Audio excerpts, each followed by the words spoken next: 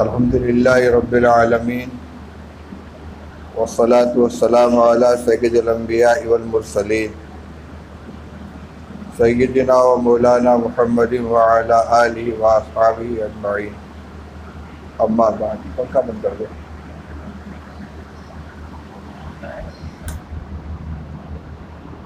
اعوذ باللہ من الشیطان الرجیم، بسم اللہ الرحمن الرحیم۔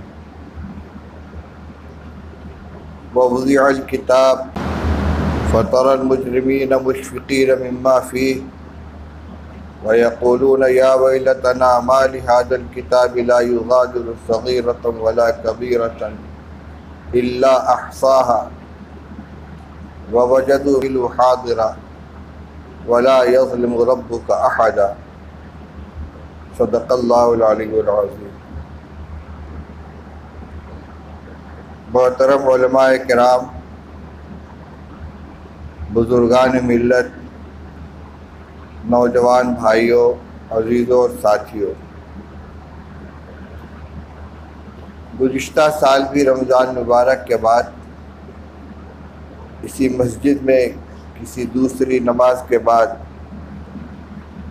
ایک مذاکرے کی مجلس ہوئی تھی، یعنی یاد دہانی کی نشست، جس میں اپنے بھولے ہوئے سبق کو دہرانا تھا اور آئندہ کے لیے کچھ فیصلے کرنے تھے۔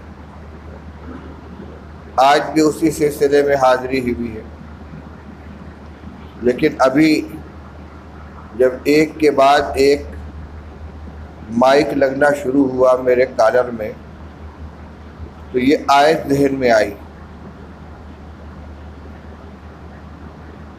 اللہ جل شانہ نے سورہ کہف کی اس آیت میں یہ ارشاد فرمایا ہے کہ نامہ اعمال سامنے لا کر رکھ دیا جائے گا۔ ووضع الکتاب، نامہ اعمال پیش کر دیا جائے گا، رکھ دیا جائے گا۔ فَتَرَى الْمُجْرِمِينَ مُشْفِقِينَ مِمَّا فِيهِ، تو جو مجرم ہوں گے، پاپی ہوں گے، تو دیکھے گا ان کو کہ وہ خوف زدہ ہوں گے، ڈر رہے ہوں گے اس چیز سے جو اس کتاب کے اندر ہے۔ وَتَرَى الْمُجْرِمِينَ مُشْفِقِينَ مِمَّا فِيهِ وَيَقُولُونَ، اور کہہ رہے ہوں گے، مَا لِهَذَا الْكِتَابِ لَا يُغَادِرُ صَغِيرَةً وَلَا كَبِيرَةً إِلَّا أَحْصَاهَا، یہ کیسی کتاب ہے کہ جس نے کسی بھی چھوٹی بڑی چیز کو چھوڑا نہیں ہے، سب کو اپنے اندر سمیٹ لیا ہے، سب کو جمع کر لیا ہے۔ اللہ تعالیٰ فرماتے ہیں وَوَجَدُوا مَا عَمِلُوا حَاضِرًا، اور انسانوں نے جو کچھ کیا ہوگا پوری زندگی کے اندر سب کو اپنے سامنے موجود پائے گا۔ وَلَا يَظْلِمُ رَبُّكَ أَحَدًا، اور آپ کا رب کسی کے ساتھ ظلم نہیں کرتا، جس کے ساتھ جو معاملہ ہوگا اس کے عمل کے مطابق ہی ہوگا۔ ایک دوسرے موقع پر اللہ تعالیٰ ارشاد فرماتے ہیں یوم تجد کل نفس ما عملت من خیر محضرا وما عملت من سوء تود لو ان بینہا وبینہ امدا بعیدا ویحذرکم اللہ نفسہ واللہ رؤوف بالعباد۔ اس دن کو یاد کرو جس دن ہر انسان، کل نفس، ہر انسان موجود پائے گا جتنے اچھے کام کیے ہیں سب کو، وما عملت من سوء، اور جتنے برے کام کیے ہیں ان سب کو بھی موجود پائے گا۔ تود لو ان بینہا وبینہ امدا بعیدا، اس کی یہ تمنا ہوگی کاش میرے اور میرے ان کالے کرتوتوں کے درمیان، میرے ان سیاہ کارناموں کے درمیان، میرے اور میرے ان برے اعمال کے درمیان لمبا فاصلہ ہوتا، مجھ سے ان سے دوری کر دی جاتی، مجھ سے ان کا کوئی تعلق نہ ہوتا۔ وَيُحَذِّرُكُمُ اللَّهُ نَفْسَهُ، اللہ تعالیٰ تم کو اپنے سے ڈراتے ہیں۔ اللہ کی نافرمانی سے بچو۔ واللہ رؤوف بالعباد، اور اللہ تو بندوں کے ساتھ بڑی نرمی کرنے والا ہے۔ میں نے عرض کیا یہ ریکارڈنگ کا مائک جو لگا اس میں کیا ہوگا؟ اگر کھانسی بھی آئے گی تو اس میں ضبط ہوگی، کوئی غلط بات بولو گے وہ بھی اس میں آئے گی، صحیح بات ہوگی وہ بھی اس میں آئے گی، روک نہیں سکتے۔ اور جب اس کو سنا جائے گا تو میں یہ نہیں کہہ سکتا کہ میں نے یہ بات نہیں کہی، کیونکہ آپ کی آواز ہے، ریکارڈ موجود ہے۔ قیامت کے دن اعمال، اقوال، افعال، ساری چیزوں کا ریکارڈ سامنے آئے گا۔ ہم ویڈیوگرافی کے خلاف ہیں، لیکن اس میں ہوتا کیا؟ یہی تو ہوتا ہے، انسان کی نقل و حرکت، حتیٰ کہ اس کے چہرے کا اتار چڑھاؤ، اس کے تاثرات تک اس کے اندر قید ہو جاتے ہیں، اعمال بھی آ جاتے ہیں، کیا کر رہا ہے کس وقت، لمحے لمحے کی چیزیں وقت کی قید کے ساتھ، پس منظر کم کو دکھلاتے ہوئے کون سی جگہ ہے، کون سا وقت ہے، کتنے بج کر کتنے منٹ ہوئی، کیا کہہ رہے ہو۔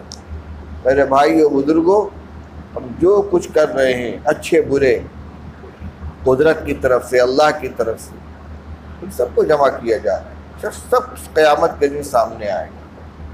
ہم اصل میں اسی بات کو بھولے ہوئے ہیں، بنیادی وجہ یہی ہے، اپنی موت کو اور موت کے ما بعد جو حالات پیش آنے والے ہیں، قبر ہے، منکر نکیر کا سامنا ہے، سوال و جواب ہے، قبر کی تنگی اور تاریکی ہے، پھر قیامت کا قائم ہونا، حشر کا قائم ہونا، اللہ جل شانہ کے حضور پہنچنا اور ایک ایک عمل کے بارے میں سوال و جواب ہونا، پھر اس کے بعد جنت اور جہنم کے جو حالات بیان کیے گئے ہیں، بحیثیت مسلمان ہونے کے ایمان تو ہے ہمارا، اس لیے کہ اس میں سے کسی بھی بات کا انکار کر دیں گے تو ایمان سے جائیں گے، لیکن اس اجمالی ایمان کے ساتھ ان باتوں کا ہم کو استحضار نہیں رہتا، یہ چیز یاد نہیں رہتی۔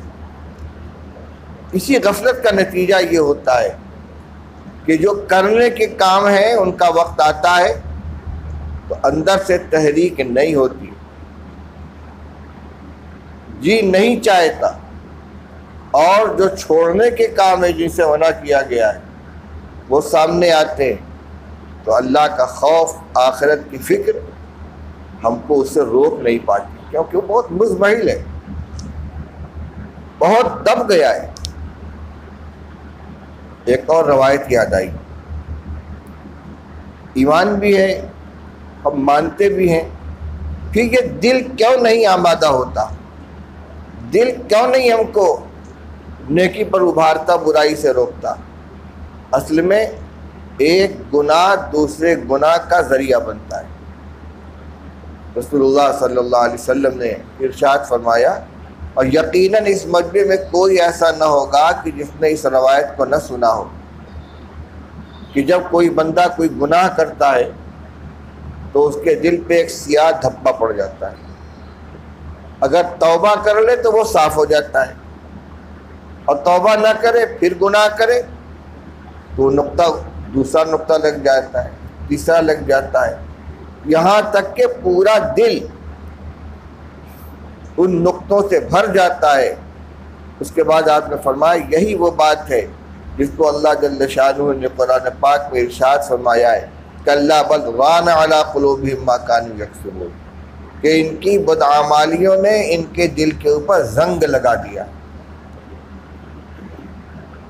دوسری روایت میں رسول اللہ صلی اللہ علیہ وسلم فرماتے ہیں، ان هذه القلوب تصدع كما يصدع الحديد اذا اصابه الماء، دلوں کے اوپر بھی زنگ لگ جاتا ہے جس طرح لوہے پر پانی لگنے سے زنگ لگتا ہے۔ قلنا ما جلاؤها یا رسول اللہ، صحابی کہتے ہیں ہم لوگوں نے عرض کیا کہ یا رسول اللہ، دل پر لگنے والے زنگ کو سیقل کیسے کیا جائے، وہ صاف کیسے کیا جائے، کیا چیز ہے کہ جو اس کو جلا بخشے، اس کو صاف کرے، زنگ کو دور کرے؟ قال کثرت ذکر الموت و تلاوت القرآن.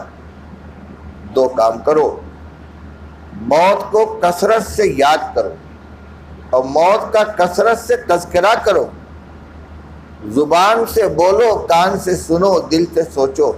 مرنا بھی ہے، اللہ کے سامنے جانا بھی ہے، موت آنے والی ہے. وہ تلاوت القرآن، اور دوسرے قرآن پاک کی تلاوت کرو. دل ہمارے دسترس سے باہر ہے، سینے میں چھپا ہوا ہے.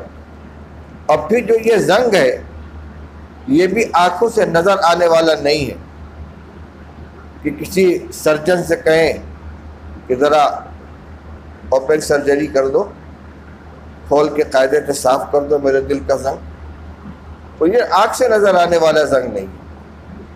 اصل میں دل کی جو ایک صفت ہے یہ ایک آئینہ ہے. آئینے کا کام کیا ہوتا ہے؟ آئینے کے سامنے جو بھی چیز آئے گی فوراً اس کے اندر اس کا عکس آ جائے گا. اس کا کام یہ ہے کہ اچھی چیز کی، اچھی شکل کی اچھائی کو وہ ظاہر کرے اور بد شکل کی بد شکلی کو ظاہر کرے. آدمی خود اپنا چہرہ دیکھتا ہے، کچھ لگا تو نہیں ہے، بال صاف کر رہا ہے، حجامت بنا رہا ہے، کچھ لگا رہا ہے تو آئینے میں دیکھتا ہے، اپنا چہرہ آئینے میں خود کو نظر آتا ہے. اللہ تعالیٰ نے مومن کے دل کو آئینہ بنایا ہے. ہر اچھے برے کام کا اس پہ عکس پڑتا ہے. رسول اللہ صلی اللہ علیہ وسلم کے پاس دو آدمی آئے. آپ نے فرمایا میں بتاؤں تم کس کام کے لیے آئے ہو؟ ان کا فرمائی یا رسول اللہ. آپ نے فرمایا کہ تم نیکی اور بدی کے بارے میں پوچھنے کے لیے آئے ہو. نیکی کیا چیز ہے، بدی کیا چیز ہے؟ انہوں نے کہا جی حضرت یہی ہے. تو آپ نے فرمایا نیکی وہ عمل ہے کہ جس کو کر کے تمہارا دل مطمئن ہو، اور بدی وہ عمل ہے کہ جو تمہارے دل میں کھٹکے اور تم یہ چاہو کہ کسی کو اس کا پتہ نہ چلے، کوئی جاننے نہ پائے میں نے یہ کام کیا. کتنا جامع اور کتنا مختصر اور پریکٹیکل. ہر آدمی دیکھ لے، کوئی بھی نیک کام کر کے، اچھا کام کر کے دل کو سکون ملتا ہے. لا الہ الا اللہ محمد رسول اللہ، درود شریف، استغفار، مختصر سا ذکر ہی کر لے آدمی تو دل پر اس کا اثر پڑتا ہے. اور اگر کوئی غلط کام کر لے، کہیں جا رہا ہے، کوئی پوسٹر ہے سنیما کا، ایسے دیکھا، فوراً ایسے دیکھتا کوئی دیکھ تو نہیں رہا ہے، کوئی جان پہچان کا آدمی تو نہیں ہے. اور اگر ایمانی حص ہے تو تھوڑی سی تنبیہ بھی ہوتی، نہیں مجھے یہ نہیں کرنا چاہیے تھا. آپ نے فرمایا کہ نیکی وہ عمل ہے کہ جس کو کر کے تمہارا دل مطمئن ہو، اور بدی وہ عمل ہے کہ جو تمہارے دل میں کھٹکے اور تم چاہو کہ کسی کو اس کا پتہ نہ چلے. دل کا یہ کام اسی وقت تک ہے جب تک کہ وہ زنگ آلود نہیں ہوا ہے. یہی ہے دل کا آئینہ. اگر گناہوں کی کثرت کی وجہ سے اس پہ دھبے آ گئے تو جیسے ایک زنگ آلود آئینہ ہو. برسات کے موسم میں تمولی کی دکان پہ دیکھ لیجئے، مکھیوں نے پاخانہ کر کر کے اس کو پورا چٹی دار بنا دیا ہے. اب آپ وہاں کھڑے ہو کر اگر اس میں دیکھیں گے، آپ کا چہرہ کیوں نہ چاند جیسا ہو، کیسے ہی معروف ہو، لیکن اس میں سے چہرہ جو نظر آئے گا وہ کیا ہوگا؟ دیکھنے کے لائق نہیں ہوگا. کیوں؟ آئینہ مکھیوں کے بیٹ سے بھرا ہوا ہے. دل پر جب گناہوں کا زنگ بیٹھ جاتا ہے تو پھر نیک کام کی رغبت، نیک کام کی تحریک اور برے کام کی نفرت یہ دل میں باقی نہیں رہی. اس کا علاج رسول اللہ صلی اللہ علیہ وسلم نے فرمایا کہ موت کو کثرت سے یاد کرو. کیونکہ جب موت کو کثرت سے یاد کرو گے اور ہمہ وقت استحضار رہے گا کہ بھائی مرنا بھی ہے، اللہ کے سامنے جانا ہے، پھر عجیب بات یہ ہے کہ کسی کو نہیں پتا کہ میری موت کب آئے. ہم کو تلافی کرنے کا موقع مل ہی جائے گا، توبہ و استغفار کرنے کا وقت مل جائے گا، مرتے مرتے اللہ سے توبہ کر لیں گے، تلافی کر لیں گے، کوئی گارنٹی ہے؟ روزانہ تماشا دیکھتے ہیں، فلاں کا انتقال، ارے ابھی صبح تو اس سے ملاقات ہوئی تھی، ہاں کچھ نہیں، بیٹھے بیٹھے لڑک گئے. یہ اچانک کی جو موت آتی ہے، مشکوٰۃ شریف میں روایت ہے، رسول اللہ صلی اللہ علیہ وسلم نے فرمایا کہ اچانک کی موت نیک اور مومن کے لیے اللہ کا تحفہ ہے، اور فاجر کے لیے غصے کی پکڑ ہے، اخذۃ الاسف، اللہ تعالیٰ کی طرف سے غصے کی پکڑ ہے. جیسے کوئی مجرم ہے، بھاگا بھاگا پھر رہا ہے، کسی کام سے چھپا پھرتا ہے، کسی کام سے نکلا اور وارنٹ لیے ہوئے پولیس والے گھوم رہے ہیں، انہوں نے گٹا پکڑ لیا کہ ذرا سا گھر والے کرنا، اور بیوی بہت بیمار ہے، ماں کی دوا لینے آیا ہوں، اس کا آخری وقت، کچھ نہیں، چلو سیدھے. اخذۃ الاسف، کوئی کام کرنے کا موقع نہیں ملے گا. موت آنی ہے، یقیناً آنی ہے، کہاں پر آ جائے گی؟ ما تدری نفس ماذا تکسب غدا وما تدری نفس بأی ارض تموت. کس زمین پہ موت آئے گی یہ بھی پتہ نہیں، اور کیا عمل کرتے ہوئے موت آئے گی یہ بھی پتہ نہیں. چھپ کر بیٹھے ہوئے ویڈیو دیکھ رہے ہیں، ڈیلیٹ کر دیں گے، سب مٹا دیں گے، کسی کو پتہ نہیں چلے گا، اور اسی وقت میں اچانک بلاوا آ گیا. اب آپ کے بارے میں کیا تاثر قائم ہوگا؟ آخری عمل آپ کا کیا ہوا؟ کس چیز پر خاتمہ ہوا؟ میرے بھائیوں، آج کسی کی یاد دہانی کرانی کہ اپنی موت کو نہ بھولیں، ہم اپنی موت کو نہ بھولیں. رسول اللہ صلی اللہ علیہ وسلم نے بار بار تاکید فرمائی، اکثر ذکر حادم اللذات الموت، لذتوں کو توڑ دینے والی چیز یعنی موت کو کثرت سے یاد کیا کرو، کثرت سے یاد کرو، اس کا تذکرہ کرو. آج ہم اپنی عملی کوتاہیوں کی بنا پر موت سے گھبراتے ہیں، موت سے ڈرتے ہیں.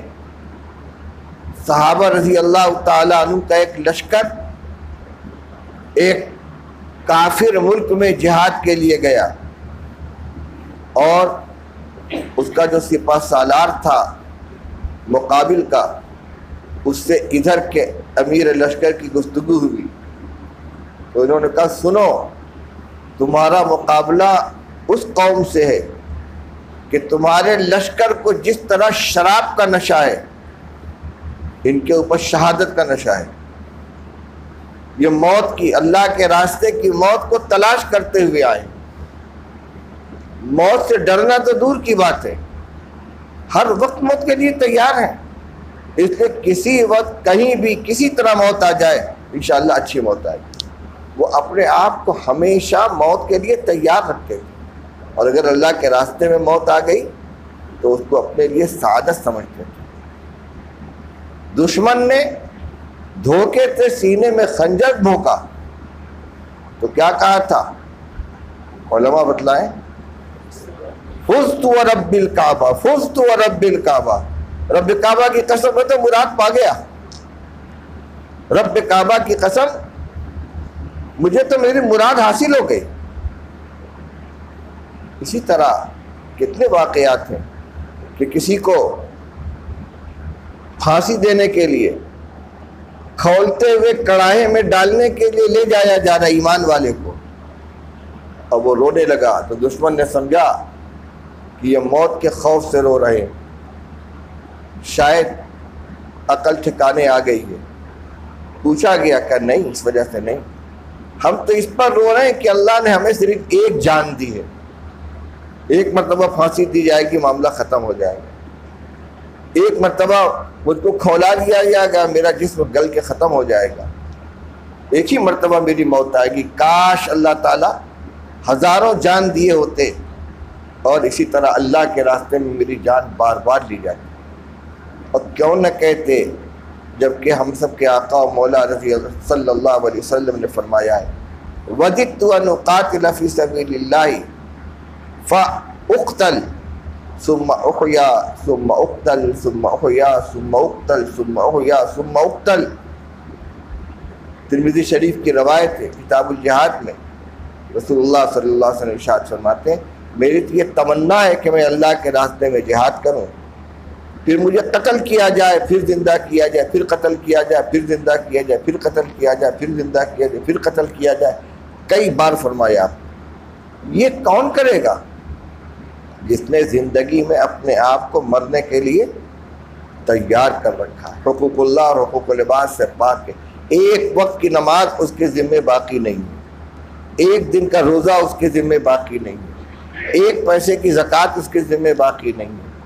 اگر حج فرض ہے تو اس سے سلوک دوش ہو چکا ہے، بندوں کے حقوق یا تو ادا کر چکا ہے یا ان کی وصیت کر چکا ہے، امانت دے چکا ہے، ذمہ دار بنا چکا ہے، معاملات جتنے تھے ان کی تلافی کر چکا ہے، معافی تلافی کر چکا ہے، تیار بیٹھا ہے۔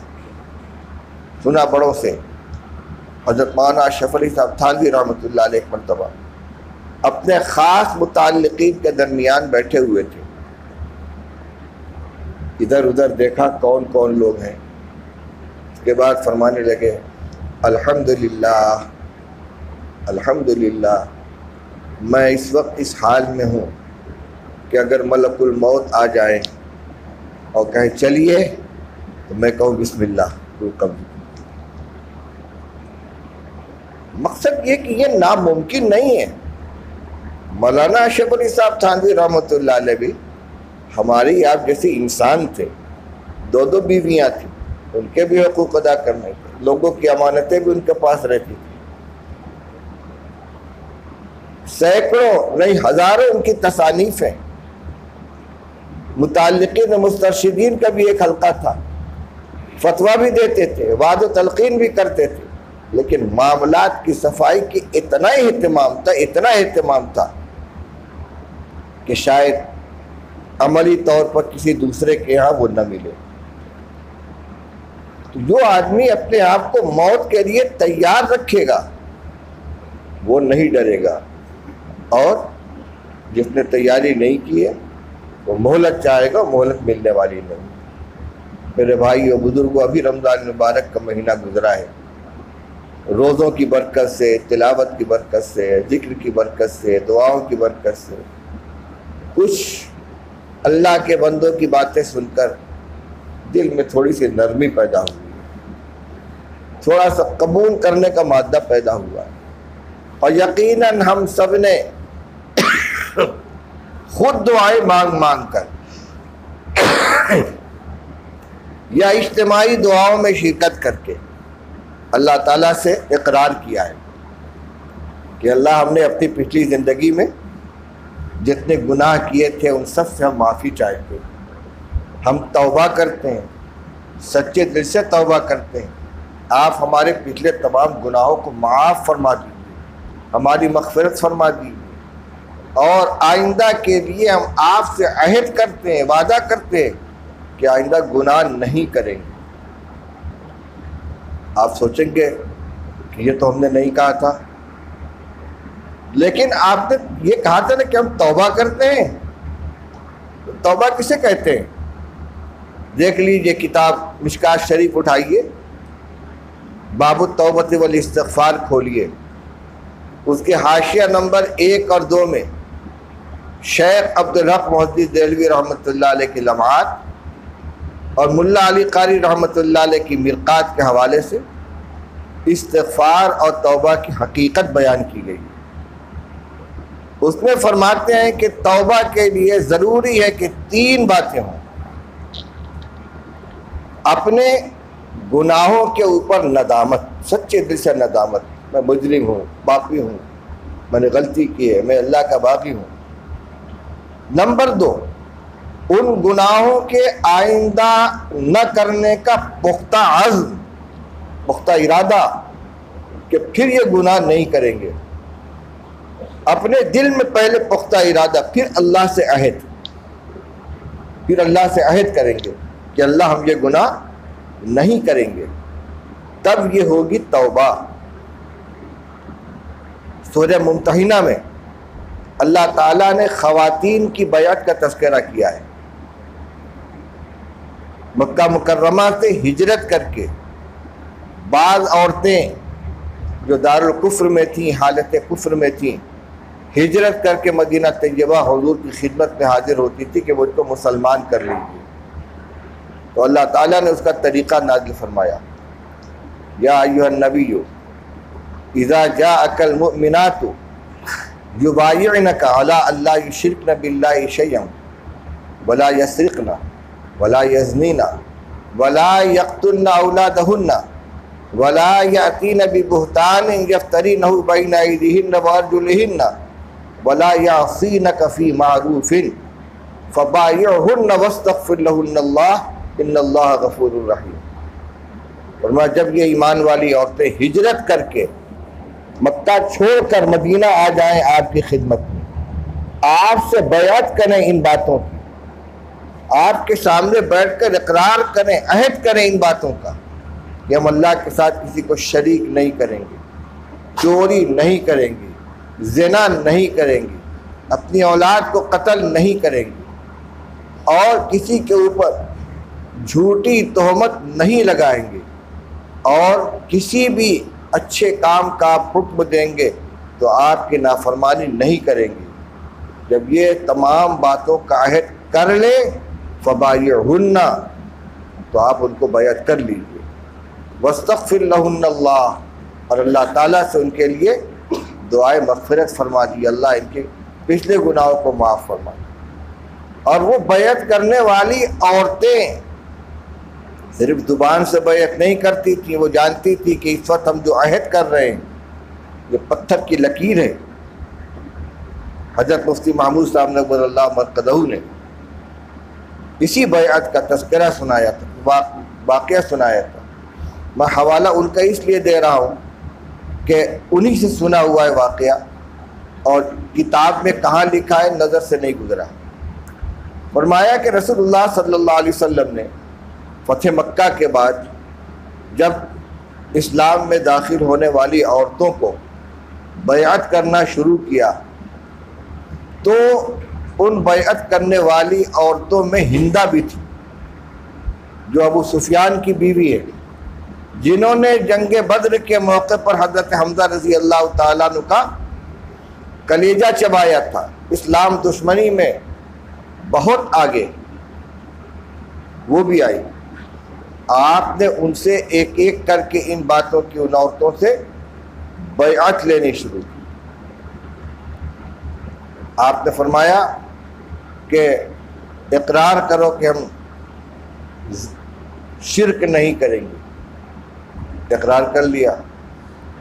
کہو کہ چوری نہیں کریں گے. تو کہ رک جائیے حضرت، میرے شوہر ابو سفیان بہت کنجوس آدمی ہیں، ہم لوگوں کا پورا خرچہ نہیں دیتے. اگر ان کے مال میں سے اپنی اور اپنی اولاد کی ضرورت کے لیے ان کی اطلاع کے بغیر ہم کچھ لے کر خرچ کر لیں، کیا یہ بھی چوری میں داخل ہوگا؟ آپ نے فرمایا نہیں. کہ اقرار کرتی ہوں کہ چوری نہیں کروں. فرمایا کہو کہ ہم اپنی اولاد کو قتل نہیں کریں گے. کہنے لگی آپ نے ہماری اولاد میں تو چھوڑا ہے کتنے کو. آپ نے اور آپ کے ساتھیوں نے، کیونکہ ابو جہل کے مارے جانے کے بعد مشرکین کی کمان ابو سفیان کے ہاتھ میں تھی. فتح مکہ کے موقع مسلمان ہوئے. اس کے پہلے غزوہ احد، غزوہ احزاب اور فتح مکہ، اور اسی طرح صلح حدیبیہ کے موقع پر مشرکین کی سربراہی سب میں ابو سفیان ہی آگے تھے. ان کی اولاد حضرت معاویہ رضی اللہ تعالیٰ عنہ تو زندہ تھے، ایک اور یزید نام کے تھے، ایک زیاد نام کے تھے، وہ زندہ تھے، لیکن اولاد بہت تھی، بہت سے لڑتے ہوئے مارے گئے تھے. تو ہندا کہہ رہی کہ آپ کے لوگوں نے اولاد میں ہمارے زندہ کتنوں کو چھوڑا ہے. پھر آج نے فرمایا کہو زنا نہیں کریں گی. تو ہندا نے کہا حل تزنی الحرۃ، حضرت کیا کوئی شریف عورت، آزاد عورت زنا بھی کر سکتی ہے؟ یعنی ہم تو تصور نہیں کر سکتے ہم بدکاری میں مبتلا ہوں. ہر چیز پر ڈسکس ہو رہی ہے. اسی دوران آپ نے کہا کہ زمانہ جاہلیت کی طرح کسی کے مرنے پر سینہ کو بھی نہیں کرو گی، نوحہ نہیں کرو گی. ایک عورت نے کہا ٹھہر جائے یا رسول اللہ، ایک عورت کا میرے ذمہ قرضہ ہے، میرے گھر غمی ہوئی تھی تو وہ رونے کے لیے آئی تھی، اس کے بدلے میں مجھ کو بھی اس کے یہاں رونے کے لیے جانا. باقاعدہ پارٹی چلتی تھی بین کرنے والوں. ہمارے ذمے اس کا قرضہ ہے، اس نے ہماری غمی میں بین کیا تھا، سینہ پیٹا تھا، روئی تھی، تو اس کی یہاں غمی ہوگی تو مجھے جانا ہوگا، یہ اس کا حق ہے. ٹھہر جائیے میں اس سے پوچھ کر آتی ہوں. گئی اٹھ کر جا کر کہا بہن رسول اللہ صلی اللہ علیہ وسلم یہ اقرار لے رہے کہ ہم مسلمان ہونے کے بعد بین نہیں کریں گے، تمہارا میرے ذمہ قرضہ ہے، تم اجازت دیتی ہو؟ کہا میں معاف کیا. میں یہ بتا رہا ہوں کہ وہ عورتیں تھیں لیکن ہر اقرار کو وہ اتنی اہمیت دے رہی ہیں کہ جو کہیں گے تو اس کو کرنا پڑے گا. کہیں گے کہ بین نہیں کریں گے تو کرنا پڑے گا، کہیں گے کہ قتل نہیں کریں گے اولاد کو تو کرنا پڑے گا. آج لا الہ الا اللہ محمد رسول اللہ، ایمان لائے میں اللہ پر، اس کے سب رسولوں پر، اس کے سب فرشتوں پر، بولتے ہیں زبان سے، توبہ کرتے ہیں اللہ آئندہ گناہ نہیں کریں گے، لیکن یہ توبہ حلق سے نیچے نہیں جاتی. اور جب حلق سے نیچے نہیں جاتی تو اوپر بھی نہیں جائے گی، یہیں پر رہ جائے گی. تو میرے بھائی میں یہ عرض کر رہا تھا کہ ابھی رمضان مبارک کا مہینہ گزرا ہے، ہم نے اللہ تعالیٰ کے سامنے توبہ کی ہے، استغفار کیا ہے، اور اس توبہ کا حاصل یہ ہے کہ اللہ ہم آئندہ کوئی گناہ نہیں کریں گے. ابھی ایک دن کا وقفہ ہوا درمیان رمضان مبارک میں جو کچھ دل کے اندر تھوڑی سی نرمی پیدا ہوتی ہے اس کا اثر باقی ہے. بس اس وقت کی مجلس کا مقصد وہی یاد دہانی کرنی ہے کہ دوبارہ شیطان کو اپنے اوپر مسلط نہ ہونے دیں. نماز کی پابندی پانچوں وقت کی اسی طرح برقرار رہے، تلاوت کا سلسلہ جاری رہے، ہر طرح کے گناہوں سے اپنے آپ کو بچاتے رہیں. نگاہ کے گناہ سے بھی بچائیں، کان کے گناہ سے بھی بچائیں، زبان کے گناہ سے بھی بچائیں، اور ذہن اور دماغ اور دل کے گناہ سے بھی بچائیں. گندے خیالات، گندے تصورات، گندی سوچ، اسی طرح کسی کے بارے میں حسد، بغض، کینہ، بدگمانی، جو دل کی بیماریاں ہیں. دل بھی گناہ کرتے ہیں، جس طرح ہاتھ پیر سے گناہ ہوتا ہے دل سے بھی گناہ ہوتا ہے. یہ تکبر گناہ نہیں ہے، حسد گناہ نہیں ہے. ان بعض الظن اسم، اللہ تعالیٰ فرماتے ہیں کہ بہت سے گمان گناہ ہے. گمان کا تعلق کس سے؟ دل ہی سے تو ہے. تو میں یہ کہہ رہا ہوں کہ اپنی زبان کو، اپنی آنکھ کو، اپنے کان کو، اپنے ہاتھ پیر کو، اپنے دل و دماغ کو، ان کو بچا کے رکھیں، ان کو ملوث نہ ہونے دے گناہوں کی دلدل میں.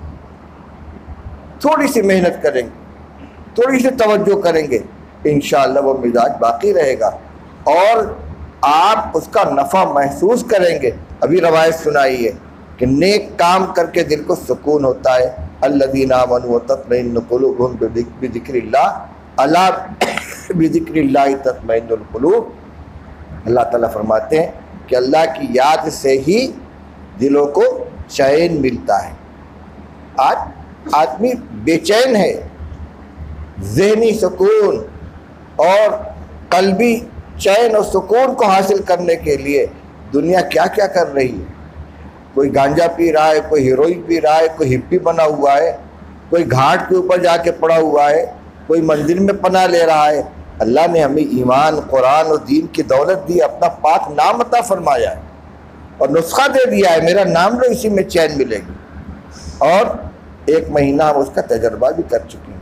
یقیناً اور دنوں کے مقابلے میں رمضان مبارک کے اندر دل و دماغ کے اندر جو سکون ہوتا ہے، جو چین رہتا ہے، آخرت کی طرف توجہ رہتی ہے، اللہ سے لو لگی رہتی ہے، یہ ہر شخص کے اپنے تجربے کے اندر ہے۔ اب تھوڑی سی محنت کر کے اس کو باقی رکھنے کی کوشش کریں، نمازوں کا پنجگانہ اسی طرح اہتمام کریں۔ قرآن پاک کی تلاوت رمضان میں ہر قرآن پڑھا ہوا کچھ نہ کچھ کرتا ہے، بلکہ مقابلہ کر کے زیادہ سے زیادہ پڑھنے کی کوشش کرتا ہے۔ اگر اتنی تلاوت نہ ہو سکے تو کچھ نہ کچھ تو ضرور ہونی چاہیے، کیونکہ دل پہ لگنے والے زنگ کو دور کرنے کا ایک نسخہ قرآن کی تلاوت بھی ہے۔ کرتے رہیں گے دل زنگ سے بچے گا، لگ گیا ہے تو تلاوت سے صاف ہوگا۔ تو ایک نماز کا اہتمام، دوسرے قرآن پاک کی تلاوت، تیسرے کچھ صبح و شام تسبیحات اذکار، تیسرا کلمہ درود شریف استغفار، یا اور کوئی اگر کسی شیخ سے تعلق رکھتا ہو، اصلاحی تعلق ہو، انہوں نے کچھ وظائف بتلائے ہو ان کو۔ اور اسی کے ساتھ ساتھ ایک چیز میں عرض کر دیا کرتا ہوں کہ احادیث میں جو اذکار مسنونہ ہیں، ہر عمل کے وقت کی مسنون دعا وہ بھی ذکر ہے۔ صبح سو کر اٹھتے ہیں بستر سے تو اسی وقت سے الحمدللہ الذی احیانی بعد ما اماتنی والیہ النشور سے اللہ کا ذکر شروع ہوتا ہے، اور بستر پر جا کر اللہم بسمک اموت واحیا پر یہ ذکر ختم ہوتا ہے۔ اب پورے دن قدم قدم پر استنجا خانے میں جا رہے ہیں تو نکلے، تو وضو شروع کیا تو وضو سے فارغ ہوئے، تو مسجد میں داخل ہو رہے تو مسجد سے نکل رہے ہیں، تو کھانے کے لیے بیٹھے تو کھانے سے فارغ ہوئے، تو ہر موقع پر جو اذکار ہیں یہ اللہ کو یاد کرنے کے، محنت کریں، تھوڑی سی توجہ کریں، انشاءاللہ اس کا نفع محسوس کریں گے۔ اللہ تعالیٰ توفیق عطا فرمائے۔ کھانسی کی وجہ سے میں سمجھا تھا کہ بالکل نہیں بول پاؤں گا، لیکن اللہ نے اتنی بات کرا دی، بس اس کے آگے ہمت نہیں ہے۔ اللہ تعالیٰ توفیق عطا فرمائے، دعا فرما لیں۔ اللہم صلی علی سیدنا و مولانا محمد و آلہ و صحبہ وبارک وسلم۔ اللہم وفقنا لما تحب و ترضى وجنبنا الفواحش ما ظهر منها وما بطن۔ اللہم ان قلوبنا و نواصینا و جوارحنا بیدک لم تملکنا منها شیئا فاذا فعلت ذلك بنا فکن انت ولینا واہدنا الی سواء السبیل۔ اللہم ان قلوبنا و نواصینا و جوارحنا بیدک لم تملکنا منها شیئا فاذا فعلت ذلك بنا فکن انت ولینا واہدنا الی سواء السبیل۔ اللہم حبب الینا الایمان وزینہ فی قلوبنا وکرہ الینا الکفر والفسوق والعصیان واجعلنا من الراشدین۔ اے اللہ ہم سب کے گناہوں کو معاف فرما دے۔ اے اللہ تو نے اپنے فضل و کرم سے ہمیں ماہ مبارک عطا فرمایا، اور تو ہی نے ٹوٹے پھوٹے اعمال کی توفیق بھی عطا فرمائی۔ اے اللہ تیری توفیق سے جو کچھ اعمال ہو سکے ہیں اپنے فضل سے انہیں قبول فرما لے، اگرچہ ان میں صفات قبولیت نہیں ہے، شان قبولیت نہیں ہے، لیکن تیری ذات بہت کریم ہے، اپنے کرم سے ہمارے کھوٹے عمل کو بھی قبول فرما دے، اور جو اجر و ثواب تو اپنے مقبول بندوں کو عطا فرماتا ہے ہمیں بھی عطا فرما دے۔ اللہ رمضان مبارک کے معمولات کو ہماری زندگی میں زندہ فرما دے۔ اے اللہ ہمیں گناہوں سے بچا لے، نیکیوں کی توفیق عطا فرما، نمازوں کا اہتمام کرنے کی توفیق عطا فرما۔ اے اللہ ہمیں تلاوت کا اہتمام کرنے کی توفیق عطا فرما، ہمیں اپنے نگاہوں کی حفاظت کی توفیق عطا فرما، زبان کی اور کان کی حفاظت کی توفیق عطا فرما، تمام اعضاء و جوارح کی حفاظت کی توفیق نصیب فرما، ہمارے گھروں کے ماحول کو دینداری والا ماحول بنا دے۔ اے اللہ ہمیں مرنے سے پہلے موت کی سچی تیاری کرنے کی توفیق عطا فرما، موت اور موت کے بعد کے مراحل کو ہمارے لیے آسان فرما دے۔ اے اللہ جب بھی موت آئے ایمان کے اوپر خاتمہ ہو، اچھے اعمال کے اوپر خاتمہ ہو، برے اعمال پر ہمارے خاتمہ سے، سوء خاتمہ سے ہماری حفاظت فرما۔ اللہ کے رسول صلی اللہ علیہ وسلم نے دعا فرمائی تھی، اللہم اجعل خیر عملی خواتمہ وخیر ایامی یوم القاک فیہ۔ اے اللہ میرا بہترین عمل میرے خاتمہ کے وقت ہو، اور میرا بہترین دن وہ ہو جب تیرا سامنا ہو کہ اللہ یہ دولت ہمیں بھی عطا فرما، ہماری تمام دعاؤں کو اپنے فضل و کرم سے قبول فرما لے۔ صلی اللہ تعالیٰ علی خیر خلقی محمد و آلہ و صحبہ اجمعین برحمتک یا ارحم الراحمین۔